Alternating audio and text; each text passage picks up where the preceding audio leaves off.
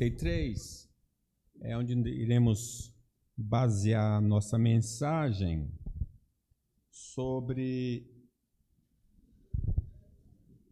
o louvai a Deus.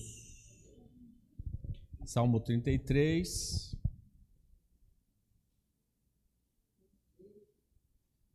Exultai, ó justos, no Senhor, aos retos fica bem louvá-lo.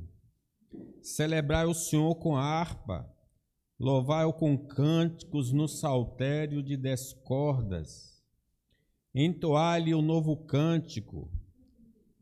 33, versículo 3. Entoai-lhe novo cântico, tangei com arte e com júbilo, porque a palavra do Senhor é reta, e todo o seu proceder é fiel. Ele ama a justiça e o direito. A terra está cheia da bondade do Senhor. Os céus por sua palavra se fizeram, e pelo sopro de sua boca o exército deles. Ele ajunta em montão as águas do mar, e em reservatório encerra as grandes vagas. Tema ao Senhor toda a terra, tema-no todos os habitantes do mundo, pois ele falou e tudo se fez. Ele ordenou e tudo passou a existir. O Senhor frustra os desígnios das nações e anula os intentos dos povos. O conselho do Senhor dura para sempre, os desígnios do seu coração por todas as gerações. Feliz a nação cujo Deus é o Senhor, e o povo que ele escolheu para a sua herança.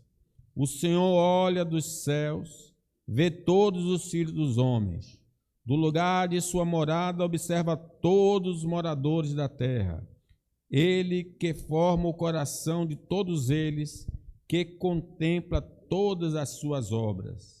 Não há rei que se salve com o poder dos seus exércitos, nem por sua muita força se livra o valente. O cavalo não garante vitória, a despeito de sua grande força, a ninguém pode livrar. Eis que os olhos do Senhor estão sobre os que o temem, sobre os que esperam na sua misericórdia, para livrar-lhes a alma da morte e no tempo da fome conservar-lhes a vida. Nossa alma espera no Senhor, nosso auxílio e escudo. Nele o nosso coração se alegra, pois confiamos no seu santo nome. Seja sobre nós, Senhor, a tua misericórdia, como de ti esperamos. Amém. O tema é louvai a Deus. Para podermos adorar a Deus, necessitamos conhecê-lo. Davi fala para o seu filho, Salomão: conhece o Deus de teu pai. Nós, para prestarmos culto, temos que saber de quem ele é, né? O único livro que nos ensina de maneira inerrante sobre o Senhor é a Bíblia Sagrada.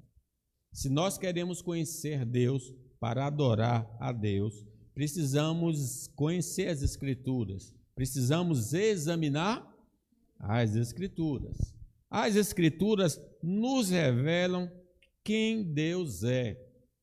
Ele é autoexistente, não tem começo de dias e seus anos nunca se acabam. Ele é autossuficiente, não necessita de nada e nem de ninguém. Deus é perfeito em todos os seus caminhos. Essa é uma visão geral do que você vai encontrar isso na Bíblia. Simplesmente Deus é. Eu sou o que sou, diz a palavra, né? E neste salmo em especial, ele nos oferece algumas razões para que possamos louvar a Deus. É isso que nós vamos observar. Então, louvar a Deus, por exemplo, é um papel dos crentes em Cristo. Observe no versículo 1, exultai ou se alegrem, ó justos. Justo é uma pessoa justificada, é uma pessoa que foi separada por Deus, é um cristão. Exultai, ó justo, no Senhor. Aos retos, o justo que anda direito, aos retos fica bem louvá-lo. Quer dizer, que roupa me cai bem? Qual é a roupa ideal do crente? É o louvor. Louvar a Deus. Essa roupa cai bem em toda pessoa que foi redimida pelo sangue de Cristo. Aí continua no mesmo espírito de louvor. Celebrai o Senhor com a harpa, louvai-o com cânticos no saltério de 10 cordas. Entoai-lhe novo cântico, tangei com arte e com júbilo. Então, dentro do templo, havia os levitas, havia os tocadores, havia os cantores, a família de Asaf, por exemplo, fazia parte desse grupo, que estavam diariamente ali, cantando ao Senhor com o instrumento e com as vozes.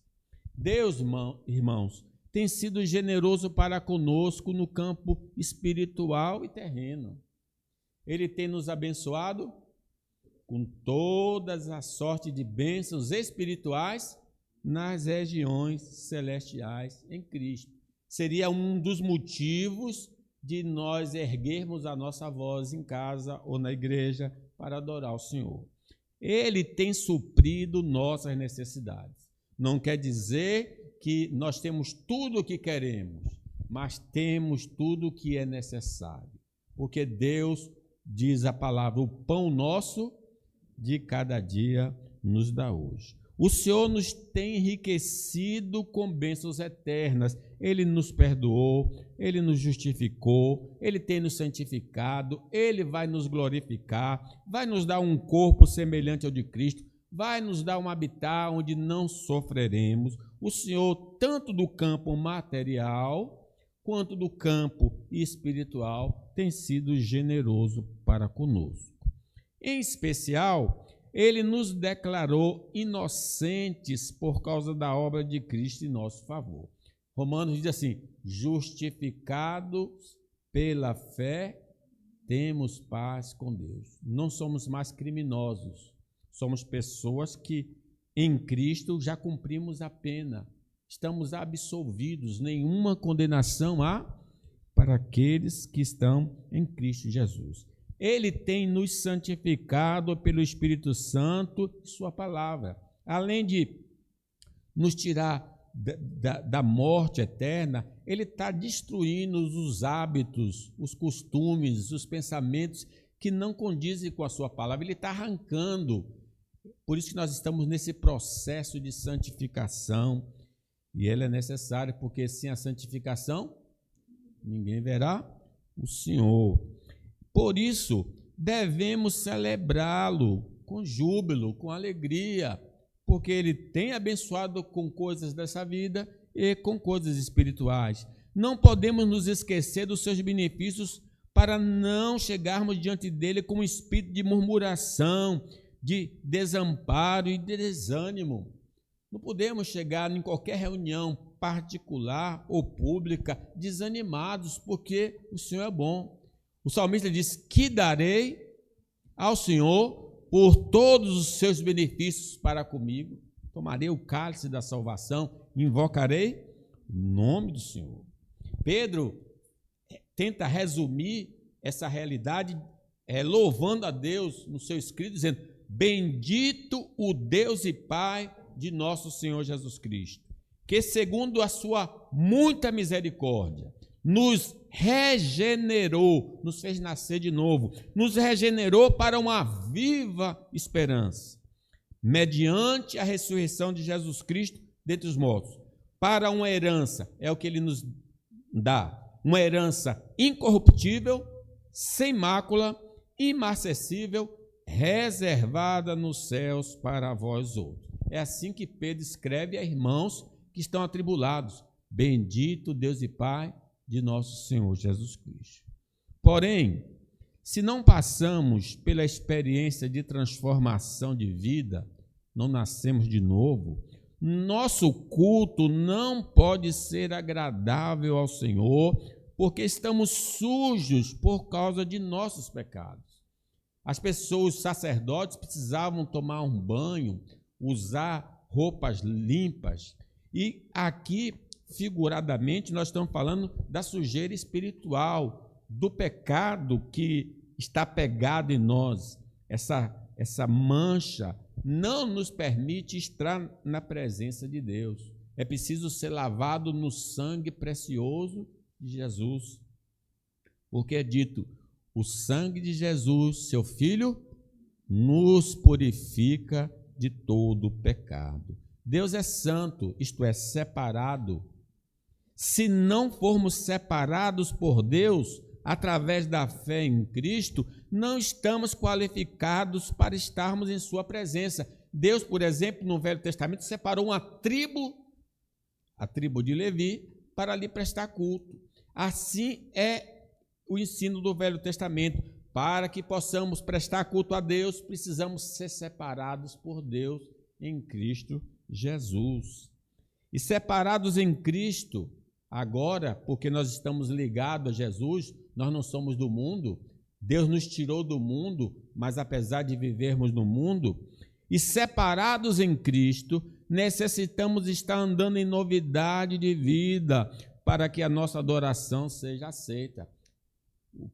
O Senhor fala ali em Isaías, o povo separado, mas que estava se misturando com coisas ruins. O Senhor diz, eu estou cansado das orações, dos sacrifícios, não me agrada, porque vocês me trazem oferta, mas lá fora vocês mentem, lá vocês defraudam, lá vocês enganam. Eu estou cansado desse culto, vocês não estão me adorando devidamente. Então, o homem que não for regenerado não pode ser recebido porque está sujo, e se o crente regenerado estiver sujo, também Deus não vai poder aceitar a sua adoração.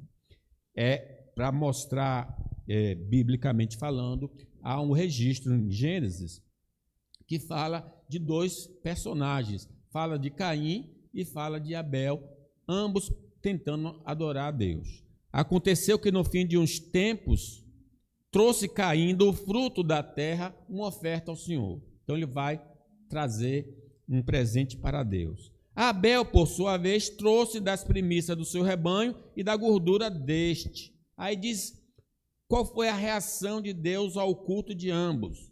Agradou-se o Senhor de Abel e de sua oferta. Aceitou a oferta, aceitou o adorador e a oferta do adorador. Ao passo que de Caim, o adorador, e a sua oferta não se agradou. Então Deus recebeu um e não recebeu o outro. Ele então ficou irado sobremaneira e decaiu-lhe o semblante. Então lhe disse o Senhor, por que andas irado e por que decaiu o teu semblante? Se procederes bem, não é certo que serás aceito? Então era o procedimento de Caim, um procedimento vil, pecaminoso, que Deus disse, não aceito você e não aceito a sua oferta. Então nós precisamos estar do lado de Abel e não do lado de Caim. Esse louvor, seja por meio de hino, cânticos e orações que vamos prestar a Deus, necessita exaltar as qualidades divinas, como, por exemplo, sua santidade, sua justiça, seu amor, sua misericórdia, seu poder, sua sabedoria, sua fidelidade. Então, quando eu estou louvando a Deus, eu preciso ressaltar as qualidades e feitos do Senhor, porque eu estou prestando uma homenagem a Deus. A adoração é uma homenagem. Então, eu tenho de, nesses cânticos, nessas orações, nesses hinos, falar de Deus e da grandeza de Deus. Devemos engrandecer a Deus pela sua providência para conosco, por meio das ações de graças. Meus irmãos, nós temos motivo de agradecer. Em tudo dai graças, porque esta é a vontade de Deus para convosco em Cristo Jesus. mesmo que estejamos passando uma situação muito feia, muito difícil, quando Jó perdeu 10 filhos, perdeu os bens, o que é que Jó fez? Rasgou a roupa e disse que adorou. E o que ele disse? O Senhor me deu, o Senhor tomou, bendito seja o nome do Senhor. Então, nós temos razões para louvar a Deus.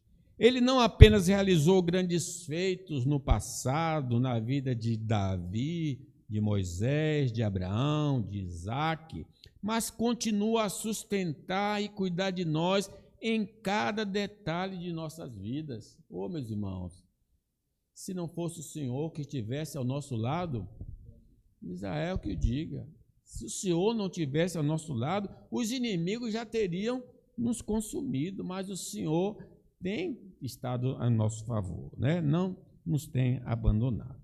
Reconhecer e engrandecer por sua provisão diária, suas bênçãos e seu cuidado constante.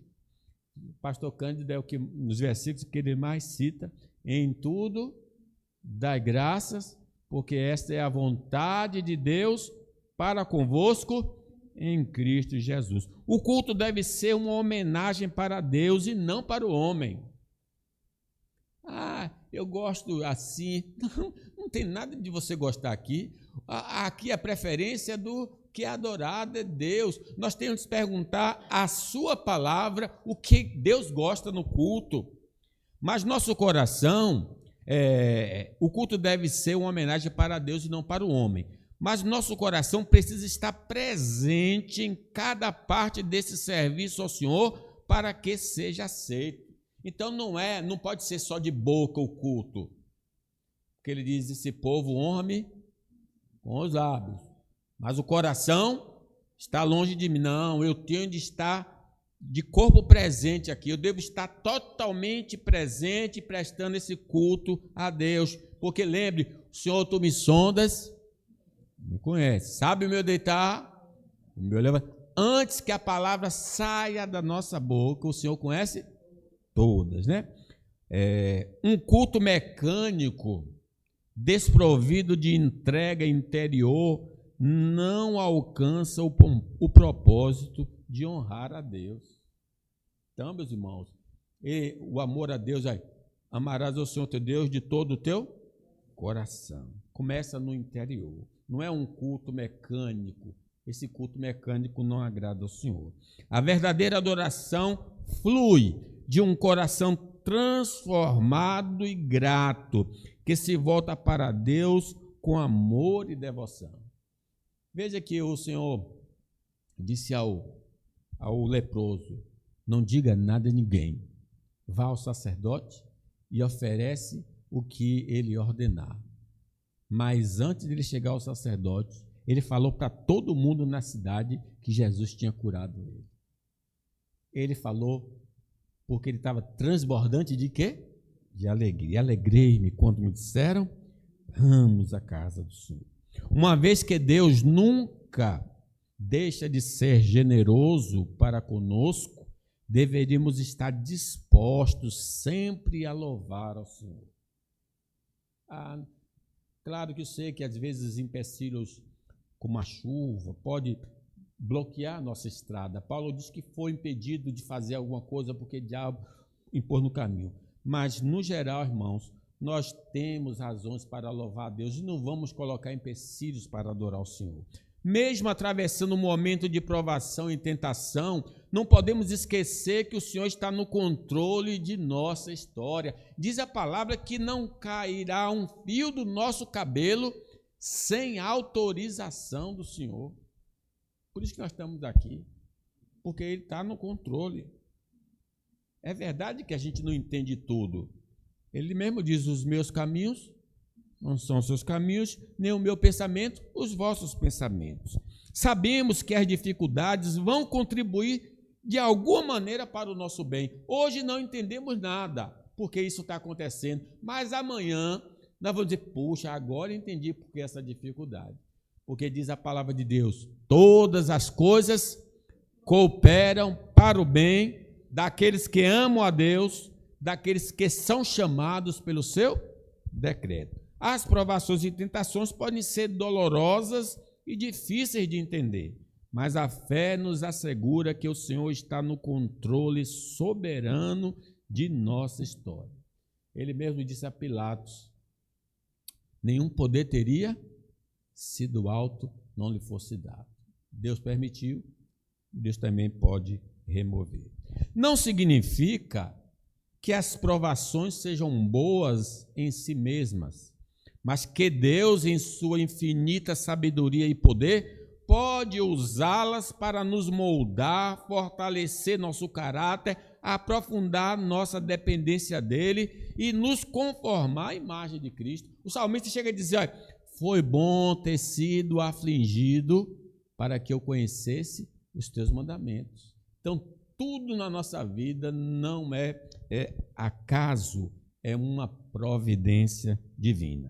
Mas os que desistirem de servir ao Senhor, por causa de situações dificultosas, não entenderão que através de muitas tribulações, não entenderam que através de muitas tribulações vamos entrar no reino do céu. Ele nunca escondeu que nós no mundo teríamos o quê? Aflições, né? Então, não se espante. Só no novo céu e na nova terra nós estaremos isentos de qualquer dificuldade. Um homem que não nasceu de novo não tem interesse em adorar a Deus. Observe o versículo 1. Exultai, ó justos no Senhor, aos retos fica bem louvá-lo. Caso exista em nós essa indisposição, se eu não tenho disposição para adorar a Deus, é porque ainda não fomos salvos por Cristo. Isso é sério. Como é que eu sei que eu sou um justo? Porque um justo tem vontade de adorar a Deus. Eu não tenho essa vontade. É porque não nasceu de novo. É preciso haver uma transformação na vida. É preciso que Deus tire o coração de pedra e dê um coração de carne. Aí haverá essa disposição. Caso exista essa disposição, é porque ainda não fomos salvos por Cristo. Por isso, peçamos ao Senhor que venha nos salvar e nos dar uma nova natureza para sermos dispostos a adorar o Senhor na beleza da sua santidade. Porque diz a palavra, quem invocar o nome do Senhor será salvo. Faça isso. Se nós nos encontramos nessa situação, precisamos invocar o nome do Senhor. Porém, se somos salvos, estamos nessa inércia para adorar o Senhor, nossa comunhão com Ele está prejudicada por algum pecado cometido. Eu já sou crente, pastor, mas eu estou sem vontade de adorar. É porque você arranhou a comunhão com Deus. Fez alguma coisa, está fazendo alguma coisa que entristeceu o Espírito Santo. Porque é o Espírito Santo que põe alegria, que põe disposição em nós para adorar a Deus. Então, nós precisamos confessar e abandonar o pecado para que a comunhão com Deus seja restaurada. Se confessarmos nossos pecados, Ele é fiel e justo para nos perdoar os pecados e nos purificar de toda injustiça. Vamos, irmãos, meditar na palavra de Deus e permitir que o Espírito Santo renove nosso coração. O crente está desanimado de adorar, pode ter certeza, ele não está orando, nem está lendo a palavra do Senhor. Porque a palavra de Deus incendeia o coração e a alma, irmãos. A palavra de Deus diz que ela é espada afiada de 2 gumes. Peçamos a Deus que reacenda em nós o desejo de adorá-lo. Mesmo que a disposição inicial nos falte, cultivemos o hábito de louvar e agradecer, pois isso fortalece a nossa comunhão. Estou com vontade, mas dê um passo, dê outro passo, e quando você estiver caminhando, o fogo se acende no seu coração para a glória de Deus. Em segundo lugar, irmãos, louvai a Deus pela sua fidelidade. O crente tem de louvar. Agora, por que eu vou louvar? Porque Deus é fiel. Vamos ler aí? 4. Porque a palavra do Senhor é reta e todo o seu proceder fiel. Ele ama a justiça e o direito. A terra está cheia da bondade dos... Deus é fiel. Isso é maravilhoso, irmão. Nunca ficaremos decepcionados com o Senhor, porque Ele não pode mentir. Ele não é homem para que minta, nem filho do homem, né? Então, nós precisamos entender que o que Ele falou se cumprirá no momento certo e na hora certa. O que Deus prometeu se cumprirá. Diz o Senhor Jesus Cristo: passarão os céus e a terra, mas as minhas palavras não hão de passar. O que Deus, tanto as ameaças, apartai-vos de mim, maldito, quanto as bênçãos, vinde benditos do meu Pai, possuir por herança o que está reservado para vós. Versículo 4 aí diz: porque a palavra do Senhor é reta. Não vamos confundir Deus com os homens. Eu sei que a gente está decepcionado com pessoas próximas que prometeram isso e aquilo e não cumpriram. Os políticos, tantos que prometem e não fazem absolutamente nada. Mas Deus não é homem para que minta.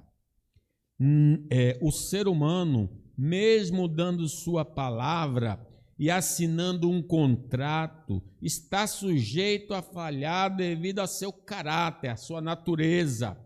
Cara ordinário, mentiroso, falso. Ou a falta de poder para cumprir. Às vezes o cara é até honesto, mas ele perdeu o emprego, ou ele enfrentou algum problema de saúde e não consegue honrar aquele compromisso. O homem, infelizmente, é assim. Não é o caso do nosso Deus. Ele é fidedigno no que fala e é onipotente para realizar o prometido. Saber que Deus é fiel nos dá segurança para confiar nele em todas as circunstâncias. Nosso Deus é bom. Ele vai cumprir o que ele falou para você e para mim. As palavras de Deus registradas nas Escrituras Sagradas são totalmente confiáveis.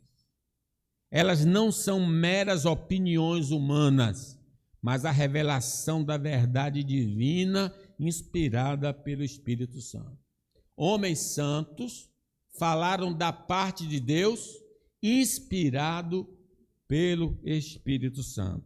A concretização das antigas profecias é o alicerce para que as promessas eternas se cumpram no tempo estabelecido pelo Senhor. Tudo que Deus falou acerca do Messias, do que iria, onde ele ia nascer, como ele iria viver, como ele iria morrer, tudo se cumpriu e nós temos isso. Mateus diz: para se cumprir o que estava escrito. Então, qualquer promessa futura se concretizará, porque é palavra de Deus. A promessa da primeira vinda do Messias se cumpriu plenamente. Seu nascimento, vida, morte, ressurreição se concretizou de maneira bem específica. Deus é fiel, Deus não mente, Deus não se retrata. Logo, se a palavra do Senhor nos diz que sem arrependimento e fé não podemos ser salvos da condenação eterna, devemos atentar para isso. Se ele está dizendo que se o homem não se arrepender e crer, vai perecer, vai acontecer, porque ele não mente. Vamos, irmãos, confessar ao Senhor os nossos pecados, deixá-los e crer em Jesus, seu Filho, como o pagador de nossa dívida, e a porta de acesso ao reino se abre para nós. Sim, a porta do reino se abre quando olhamos para Jesus. Olhar para Jesus e ser salvos todos moradores da terra. A confiança na palavra de Deus nos leva à ação do arrependimento e à entrega de nossa vida ao Senhor. que é fiel para cumprir suas promessas de salvação e vida eterna.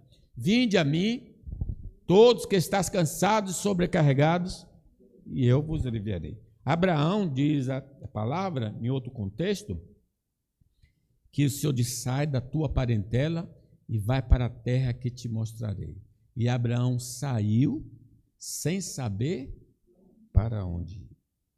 Sabedores de que Deus é digno de confiança e que sua palavra é merecedora de toda confiança, se nós nos relacionarmos com este Deus, não podemos viver na contramão destas verdades. Versículo 5 diz, ele ama a justiça e o direito. Deus não pode se associar conosco se somos injustos. Ele não nos aprova, pelo contrário, nos recrimina. Se eu estou andando com esse Deus que é de palavra, e um Deus que anda na verdade, o Deus que é a verdade, eu preciso andar em sintonia com Ele. Talvez por isso nós não experimentamos a graça do Senhor, porque não estamos andando no caminho do Senhor.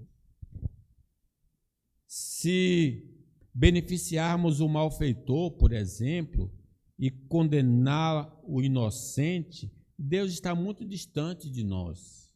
Portanto, se vivermos na prática da injustiça em qualquer área da nossa vida, somos pessoas terríveis aos olhos do Senhor e sua ira está sobre nós. Então, se Ele é justo, devemos ser o quê? Justos também, se queremos uma relação. Quais são as implicações disso na nossa vida? Primeiro, em nossos relacionamentos. Somos justos e honestos com os outros? Evitamos a exploração, a calúnia e o tratamento desigual? Se eu tenho uma relação com Deus, como é que vai o meu relacionamento com o próximo? Em nossas finanças, agimos com integridade e honestidade em nossos negócios e transações financeiras? E em nossas palavras e ações? Nossas palavras e ações refletem a justiça e o direito de Deus ou somos parciais e tendenciosos? Em nossa participação na sociedade, defendemos a justiça e o direito para todos ou convivemos com a opressão e a desigualdade? Tudo isso influencia muito a presença de Deus na nossa vida. Deus é completamente separado e eu preciso estar totalmente separado. A busca por viver em justiça não é uma opção para aqueles que se dizem seguidores de Deus, mas uma consequência natural de um relacionamento genuíno com Ele. Se Ele é justo, sejamos justos também. Que possamos clamar por sua graça para nos capacitar a viver de maneira que reflita seu amor pela justiça e pelo direito, afastando-nos de toda forma de iniquidade. Bem-aventurado os que têm fome e sede de justiça, porque deles é o reino dos céus. No dia do juízo final, só escaparemos da condenação eterna se nossos pecados foram pagos por Cristo Jesus. É o sangue de Jesus, seu Filho, que nos purifica de todo pecado. Os que não receberam o evangelho de Deus terão de ser punidos eternamente por causa de sua vida pecaminosa. Hoje é o dia da salvação. Se ouvires a voz do Senhor, não endureçais o coração. Se partirmos deste mundo, sem estarmos reconciliados com Deus através de Jesus, nosso destino está selado e nossa condenação é certa, segundo a palavra do Senhor. Porque o homem está ordenado a morrer uma só vez. E depois disso, segue-se o juízo. Por isso, busquemos a reconciliação com Deus mediante a fé em Cristo, porque a porta da graça pode se fechar de maneira definitivamente para nós. Eu vou parar aqui nesse ponto e então, meus irmãos, louvar a Deus é um dever, é uma obrigação. O Senhor tem nos enriquecido, o Senhor tem cuidado de nós.